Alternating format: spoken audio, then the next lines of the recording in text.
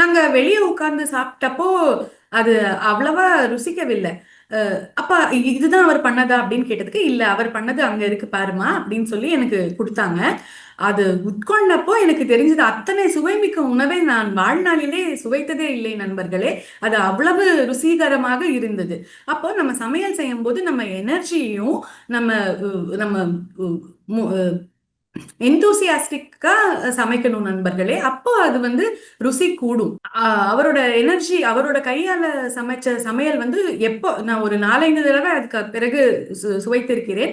அத்தனை முறையும் எங்கே கவனம் இருந்தாலும் அதையெல்லாம் மறைஞ்சு போய் அவரோட அந்த அந்த சாப்பாட்டோட ருசிக்கு நம்ம வந்து ருசிச்சு சாப்பிடும்போது அந்த எனர்ஜி வந்து ரொம்ப நல்லா கிடைக்கும். அதுக்கப்புறமா அவர் இன்னொன்னு கூட சொல்லியிருக்காரு நண்பர்களே. என்னன்னா, சாப்பாட்டை வந்து அவசர அவசரமா முழுங்க கூடாது.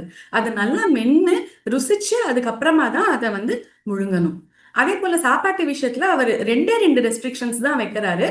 ஒண்ணு வந்து பூண்டு சாப்பிடக்கூடாது நண்பர்களே. பூண்டு ஏன் சாப்பிடக்கூடாது அப்படின்னு சொன்னா, பூண்டு வந்து வெஜிடேரியன்ஸை வந்து நான் வெஜிடேரியன்ஸா கன்வெர்ட் பண்றதுக்கான, நான்வெஜ் சாப்பிடணும்னு ஆசையை தூண்டக்கூடியவர்களின் கைகளால் அது உருவாக்கப்பட்டதுனால் அது வந்து சரியான உணவு கிடையாது. அதனால பிசிக்கல் பாடிக்கு மெடிசினல் பெனிஃபிட்ஸ் எவ்வளவோ இருக்கு அப்படின்னு நிறைய பேர் சொன்னால் கூட அது நல்ல உணவு ஆகாது நண்பர்களே. அது சரியான உணவு கிடையாது. அதனால நம்ம யாரும் பூண்டு சாப்பிடக்கூடாது.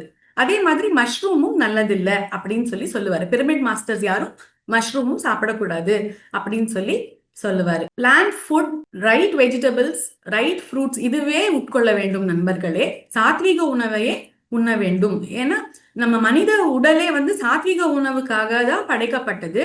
உணவு என்பது நம் வாழும் வாழ்க்கையிலே நம்மை மேலே மேலே நம் செய்ய நினைக்கும் காரியங்களை செய்து எட்ட வேண்டிய தூரத்தை எட்டுவதற்கு தேவையானதே தவிர, அதை விடுத்து அளவுக்கு மீறி சாப்பிட்டு நம் உடலை பாடுபடுத்தி கொள்ளக்கூடாது.